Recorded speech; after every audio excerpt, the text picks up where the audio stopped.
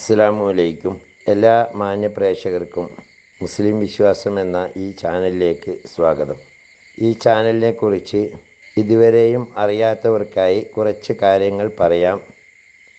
ഇത് ഇസ്ലാം മതവിശ്വാസികൾക്ക് മതത്തെക്കുറിച്ച് പ്രത്യേകമായി മതത്തിലെ കർമ്മശാസ്ത്ര വിധികൾ, അതുപോലെ പരിശുദ്ധ ഖുർആനിലെ ആയത്തുകളുടെ വിവരണങ്ങൾ, തഫ്സീറുകളെ അടിസ്ഥാനമാക്കിയുള്ള വിവരണങ്ങൾ, ഇസ്ലാമിക ചരിത്രങ്ങൾ, ഇസ്ലാമിക വിശ്വാസ സംബന്ധമായ കാര്യങ്ങൾ, ഒരു മനുഷ്യൻ്റെ തൊട്ടിൽ മുതൽ കട്ടിൽ വരെ എന്ന വിധത്തിൽ പരിശുദ്ധ ഖുർആൻ നിഷ്കർഷിച്ചിട്ടുള്ള നിയമവ്യവസ്ഥകൾ മുതലായവ അറിയാവുന്നവരെ കൊണ്ട് അറിയാത്തവർക്ക് പറഞ്ഞു കൊടുക്കാനുള്ള ഒരു വിജ്ഞാനവേദി എന്ന നിലയിലാണ് ഈ ചാനൽ മുന്നോട്ട് കൊണ്ടുപോകുന്നത്. നിരവധിയായ ഉസ്താദുമാർ ഇതിനു വേണ്ടി കണ്ടൻറ്റുകൾ നൽകി വരുന്നു. ആയതുകൊണ്ട് തന്നെ ഈ ചാനൽ ദീനി പ്രബോധനം എന്ന രീതിയിൽ ആരുടെയെങ്കിലും കയ്യിലെത്തിയാൽ അത് ഒന്ന് സബ്സ്ക്രൈബ് ചെയ്യുകയാണെങ്കിൽ കൂടുതലായിട്ടുള്ള വിവരങ്ങൾ നിങ്ങൾക്ക് ലഭ്യമാക്കുന്നതിനും, അതേപോലെ അത് ഷെയർ ചെയ്യുകയോ ലൈക്ക് ചെയ്യുകയോ ചെയ്താൽ കൂടുതലായ ആളുകളിലേക്ക് എത്തിക്കുന്നതിനും ഉപകാരപ്പെടും. അള്ളാഹു തൗഫീക്ക് നൽകട്ടെ. ഇനി നമുക്ക് വീഡിയോയിലേക്ക്. റസൂൽ സല്ലല്ലാഹു അലൈഹി വസല്ലമ പറയുന്നു, ഒരാൾ ലാ ഇലാഹ ഇല്ലല്ലാഹ് എന്ന് പറയുകയാണെങ്കിൽ അവൻ സ്വർഗത്തിൽ കടക്കുന്നതാണ്, അല്ലെങ്കിൽ സ്വർഗം അവന് നിർബന്ധമാകുന്നതാണ്. ഒരാൾ സുബ്ഹാനല്ലാഹി വബിഹംദിഹി 100 പ്രാവശ്യം ചൊല്ലുകയാണെങ്കിൽ അവന് 1,24,000 നന്മ അള്ളാഹു എഴുതുന്നതാണ്. സ്വഹാബാക്കൾ പറഞ്ഞു, അള്ളാഹുവിൻ്റെ റസൂലേ, അപ്പോൾ ഞങ്ങളിൽ ആരും ഖിയാമത്ത് നാളിൽ നാശമായി പോവുകയില്ല അല്ലേ? നന്മകൾ മികച്ചിരിക്കുക തന്നെ ചെയ്യുമല്ലോ. തങ്ങൾ സ്വല്ലല്ലാഹു അലൈഹി വസല്ലമ പറഞ്ഞു, അങ്ങനെ തന്നെ. എങ്കിലും ചില ആളുകൾ പിന്നെയും നാശത്തിലാകും. കാരണം ചില ആളുകൾ കൂടുതൽ നന്മകളുമായി വരും. ആ നന്മകൾ ഒരു മലയുടെ മുകളിൽ വെക്കപ്പെടുകയാണെങ്കിൽ ആ മല അമർന്നു പോകുന്നതാണ്. എങ്കിലും അള്ളാഹുവിൻ്റെ അനുഗ്രഹങ്ങൾക്കെതിരിൽ അത് ഇല്ലാത്തതുപോലെ ആയിത്തീരുന്നതാണ്. എന്നാൽ റബ്ബ് സുബ്ഹാനഹു വ തആല അതിനുശേഷവും അവൻ്റെ അനുഗ്രഹവും ഔദാര്യവും കൊണ്ട് അവരെ കരകയറ്റുന്നതാണ്. അള്ളാഹുവിൻ്റെ അനുഗ്രഹങ്ങൾക്കെതിരിൽ അത് ഇല്ലാത്തതുപോലെ ആയിത്തീരും എന്ന് പറഞ്ഞതിൻ്റെ ഉദ്ദേശം ഇതാണ്: ഖിയാമത്ത് നാളിൽ നന്മകളും തിന്മകളും തൂക്കപ്പെടും. അപ്പോൾ അള്ളാഹു നൽകിയ അനുഗ്രഹങ്ങളെക്കുറിച്ച്, അതിൻ്റെ പേരിൽ അവൻ്റെ കടമ നിർവഹിച്ചോ അതിന് നന്ദി ചെയ്തോ എന്ന് കണക്ക് ചോദ്യം ചെയ്യപ്പെടുന്നതാണ്. യഥാർത്ഥത്തിൽ ദാസനുള്ള എല്ലാ വസ്തുക്കളും അള്ളാഹു നൽകിയതാണ്.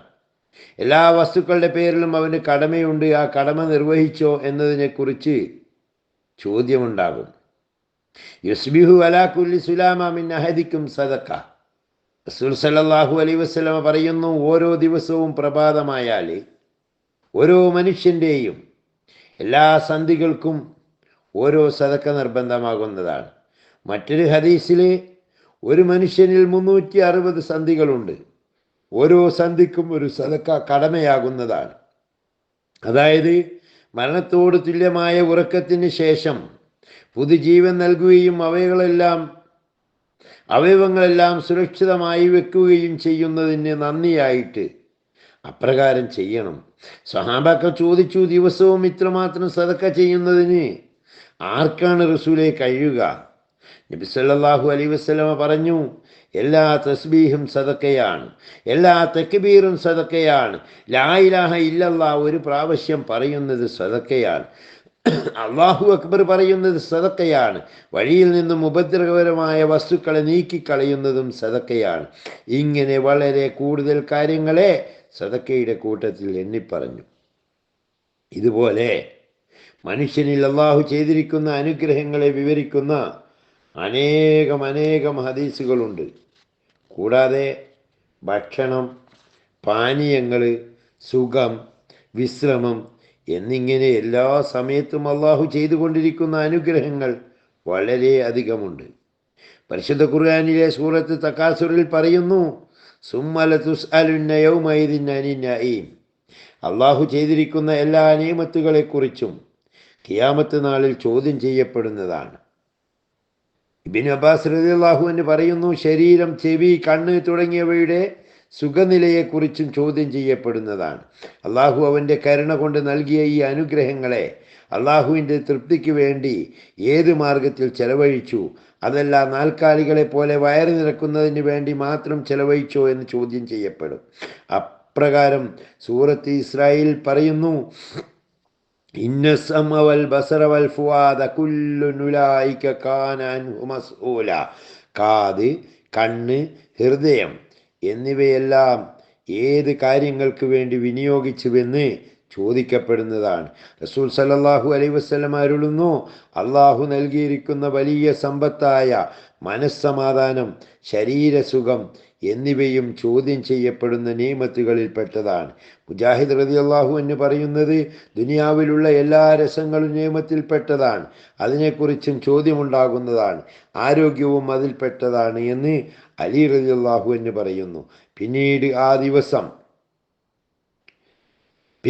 ആ ദിവസം നിയമത്തുകളെക്കുറിച്ച് ചോദിക്കപ്പെടുന്നതാണ് എന്ന് ഖുർആനിൽ പറഞ്ഞിട്ടുള്ളതിൻ്റെ ഉദ്ദേശം എന്താണ് എന്ന് ഒരാൾ അലി റളിയല്ലാഹു അൻഹുവിനോട് ചോദിച്ചു.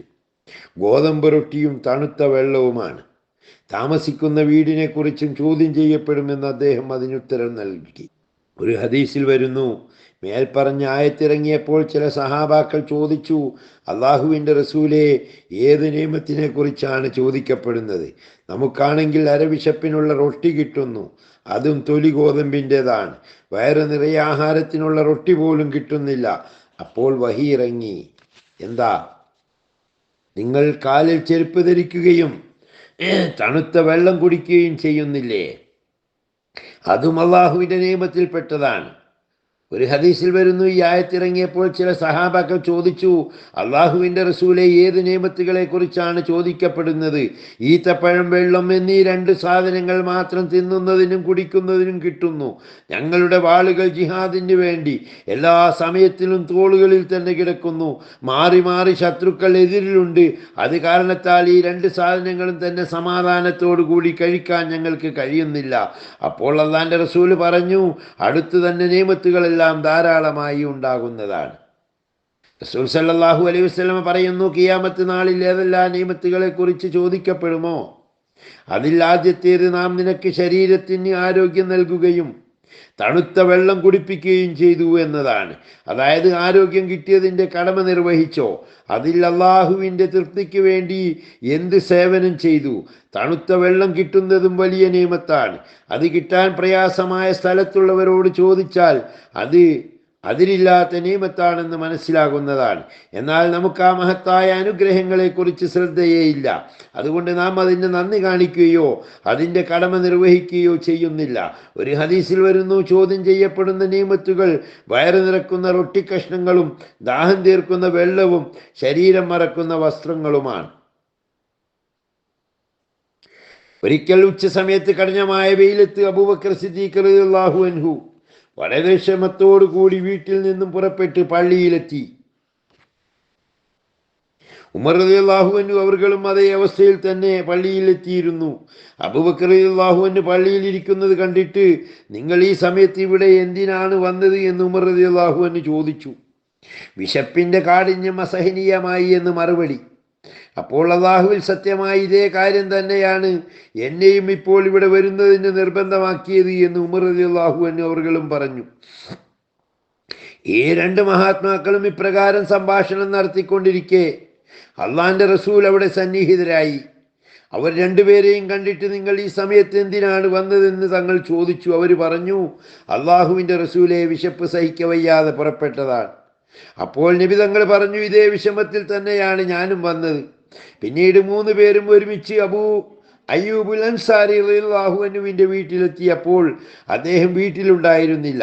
അദ്ദേഹത്തിൻ്റെ ഭാര്യ വളരെ സന്തോഷത്തോടും അഭിമാനത്തോടും കൂടി അവരെ വീട്ടിലിരുത്തി.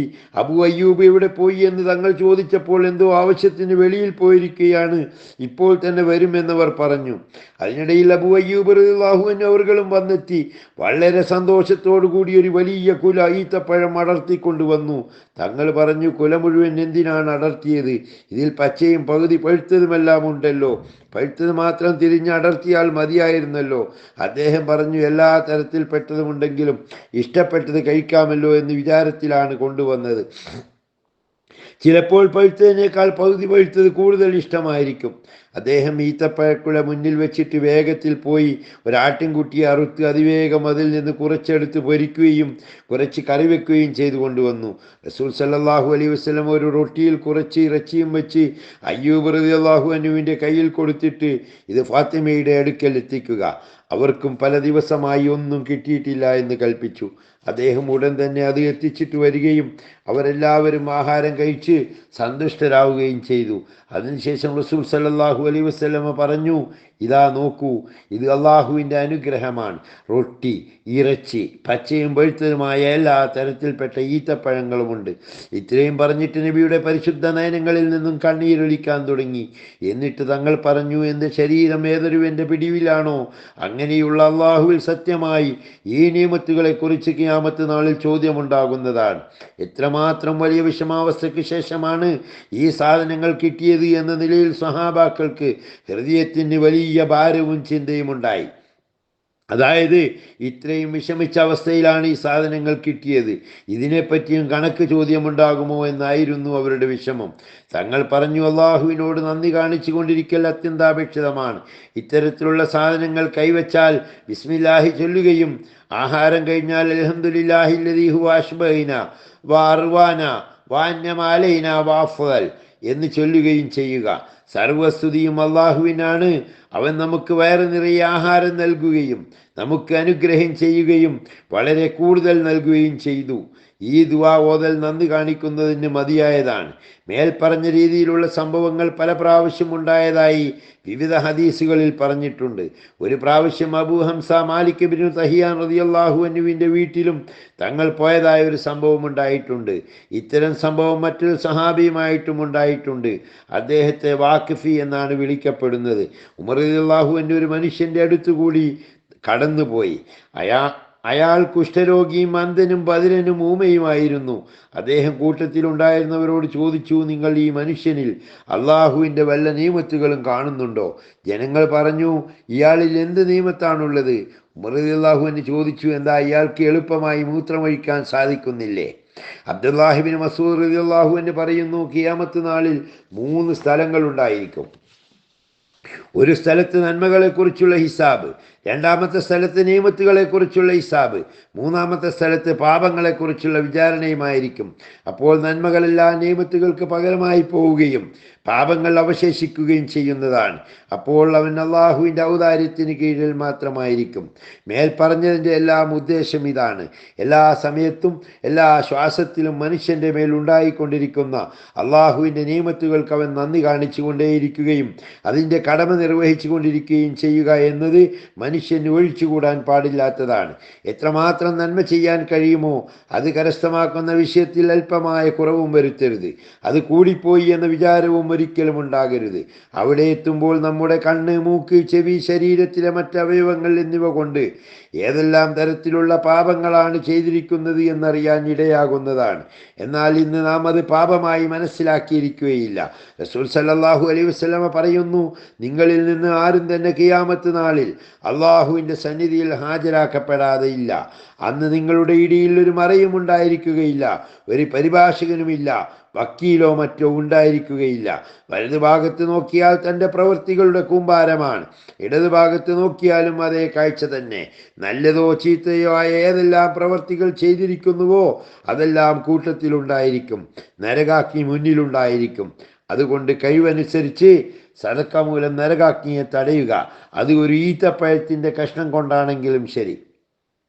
ഒരു ഹദീസിൽ ഇപ്രകാരം വരുന്നു, ഖിയാമത്ത് നാളിൽ ആദ്യമായി ചോദ്യം ചെയ്യപ്പെടുന്നത് നാം നിനക്ക് ശരീരത്തിന് ആരോഗ്യം നൽകുകയും കുടിക്കുന്നതിന് തണുത്ത വെള്ളം നൽകുകയും ചെയ്തില്ലേ എന്നതിനെ കുറിച്ചായിരിക്കും. അതായത് ഈ കാര്യങ്ങളുടെ കടമയെ നിർവഹിച്ചോ എന്നതിനെ കുറിച്ചായിരിക്കും. ഒരു ഹദീസിൽ വരുന്നു, 5 കാര്യങ്ങളെക്കുറിച്ച് കണക്ക് ചെയ്യപ്പെട്ട ശേഷമല്ലാതെ മഹ്ശറ മൈതാനിയിൽ നിന്നും മനുഷ്യൻ്റെ കാല് നീക്കാൻ സാധിക്കുന്നതല്ല. ആയുസ് ഏത് കാര്യത്തിൽ ചെലവഴിച്ചു, യൗവനത്തിൻ്റെ ശക്തി ഏത് ജോലിയിൽ ചെലവാക്കി, ധനം ഏത് വഴിയിൽ കൂടി സമ്പാദിച്ചു, അത് ഏത് വഴിയിൽ കൂടി ചെലവഴിച്ചു, സമ്പാദ്യത്തിൻ്റെയും അത് ചെലവാക്കിയതിൻ്റെയും രീതി അനുവദനീയമായിരുന്നോ അല്ലാത്തതായിരുന്നോ എന്നാണ് അതുകൊണ്ട് ഉദ്ദേശിക്കുന്നത്. അഞ്ചാമത്തേത് അവൻ കരസ്ഥമാക്കിയ അറിവിനനുസരിച്ച് അത് എത്രയും ആയിക്കൊള്ളട്ടെ എന്ത് അമൽ ചെയ്തു, അതായത് അവൻ പഠിച്ച ദീനിയായ അറിവിനനുസരിച്ച് പ്രവർത്തിച്ചോ ഇല്ലയോ എന്ന് ചോദിക്കുന്നതാണ്. അള്ളാഹു പരലോകത്ത് വിജയിക്കുന്ന സജ്ജനങ്ങളിൽ നാം ഏവരെയും ഉൾപ്പെടുത്തുമാറാകട്ടെ. വആഖിറു ദഅ്വാനാ അൽഹംദുലില്ലാഹി റബ്ബിൽ ആലമീൻ. അസ്സലാമു അലൈക്കും വറഹ്മത്തുള്ളാഹി തആല വബറകാതുഹു.